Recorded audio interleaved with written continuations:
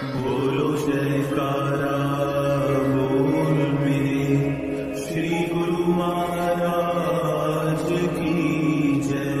श्री सद्गुरुदेव भगवान की जय। ज्ञानी तापस सुर कवि कोविद गुण आगार, केहि को लोभ विडम्बना कीन इस संसार। काकभुसुंडी जी, जिनकी गरुड़ जी के ऊपर अधिक प्रीति है, कहने लगे, हे नाथ, आप इस प्रकार से मेरे पूज्य और भगवान के कृपा पात्र हो। आपको संशय मोह माया कुछ नहीं। आप तो केवल मेरे ऊपर दया करके मेरे आश्रम पर पधारे हो। हे गरुड़ जी, मोह के बहाने से आपको भेजकर श्री भगवान ने मुझे बड़ाई दी है। तो हे तात, आपने जो अपना यह मोह सुनाया है, यह कुछ आश्चर्य की बात नहीं है। नारद, शिव, ब्रह्मा अथवा शनकादि जो श्रेष्ठ आत्मज्ञानी मुनि हैं, मोह ने किस किस को अंधा नहीं किया, अर्थात प्राय सबको ही मोह माया का असर हुआ है। तथा जगत में ऐसा कौन हुआ है जिसको कामदेव ने नाच ने नचाया हो, अर्थात सबको ही काम व्यापा है। हे गरुड़ जी, तृष्णा ने किसको बावला नहीं किया और क्रोध रूपी अग्नि ने किसके हृदय को नहीं जलाया है। हे प्यारे, इस संसार में ऐसा ज्ञानी, तपस्वी, सूरवीर, कवि, पंडित, गुणों का स्थान कौन है जिसके हृदय को लोभ ने पाप का दाग ने लगाया हो। श्रीमद वक्र न कीन केहि प्रभुता बांधिन कार, मृग नैनी के नयन सर को अस लागु न जाय। फिर काकभुसुंडी जी बोले, हे गरुड़ जी, संसार में ऐसा कौन है जो माया के नशे में टेढ़ा न हो गया हो। टेढ़े से भाव यह है कि माया को पाकर प्राय लोगों को अपनी चाल की भूल हो जाती है और वे इतना अचेत हो जाते हैं कि मौत भी उन्हें याद नहीं रहती कि काल में हर घड़ी सिर पर, काल हर समय सिर पर मंडराया रहता है। परंतु यह मनुष्य है जो थोड़ी सी बात पर सब कुछ भुलाकर आपे से बाहर हो जाता है। यह नहीं समझता कि माया तो आने जाने वाली वस्तु है। इसको पाकर मालिक को भूल जाना अपने आप को धोखा देने के बराबर है। संत फरमाते हैं, हे मनुष्य, तू क्यों थोड़ी सी बात पर अभिमान करता है।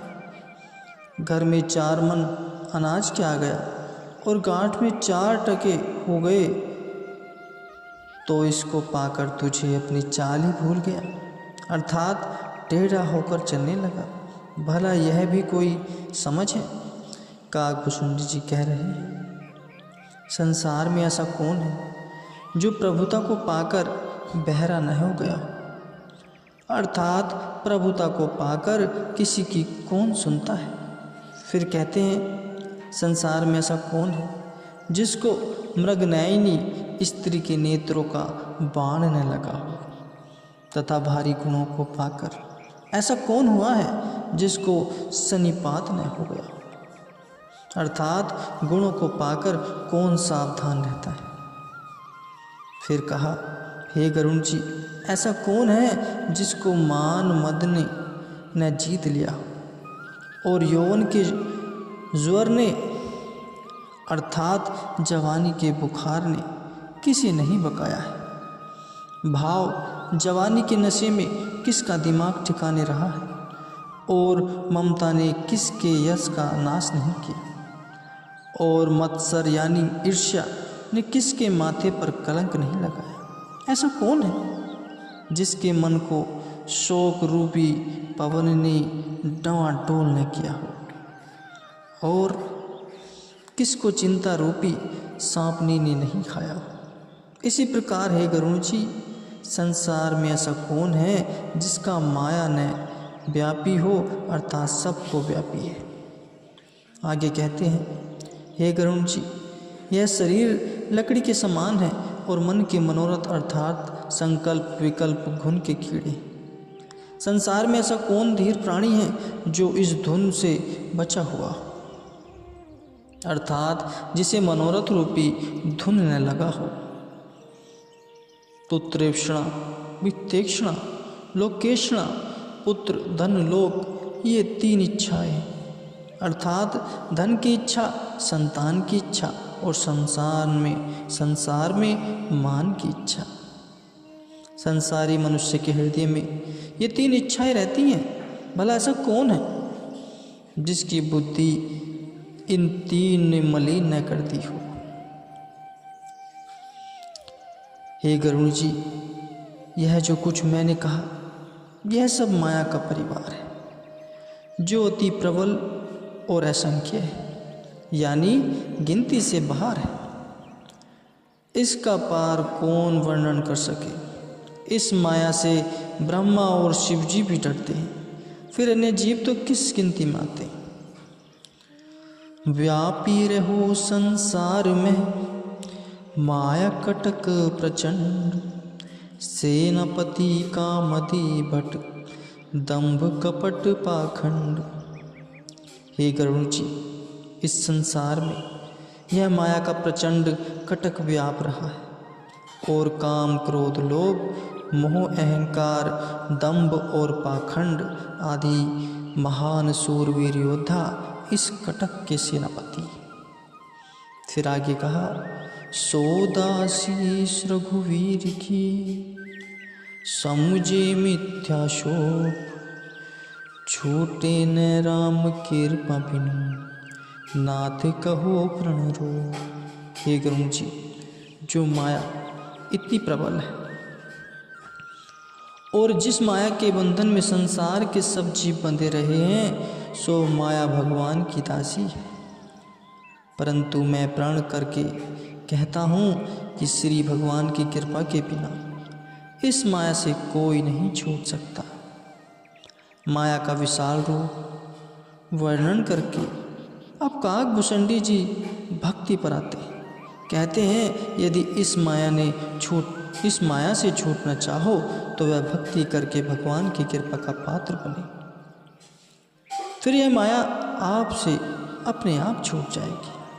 और मालिक की कृपा का पात्र जीव तब बन पाता है जब वह माया से दिल हटाकर माया के मालिक को दिल देता है। यह भगवान की है और भगवान ही की ही रहेगी। यह आज तक किसी की बनी है न बन सकती है। माया के साथ प्यार न करके, माया के पति के साथ प्यार न करके, यही भक्ति का सारांश है। माया के साथ प्यार न करके माया के पति के साथ प्यार करना, यही भक्ति का सारांश है और यही संतों के उपदेश का निचोड़ है ब्रह्म। लेकिन अगर कोई भगवान के प्रेम को छोड़कर माया के साथ प्रेम करता है तो ऐसी हालत में मालिक की कृपा का पात्र बनना तो दूर रहा, उल्टा दंड का भागी बन जाता है, जिस कारण उसे नरक का दंड सहना पड़ता है। इस भेद को भगवान के प्यारे भक्तों ने समझा, जो भक्ति को दिल लेकर मालिक की प्रसन्नता के पात्र बने और माया के बंधनों से छूटकर मुक्त हो गए। काम क्रोध मद लोभ रत ग्रहासक्त दुख रूप, ते किमि जानहि रघुपति मोड परे तमको।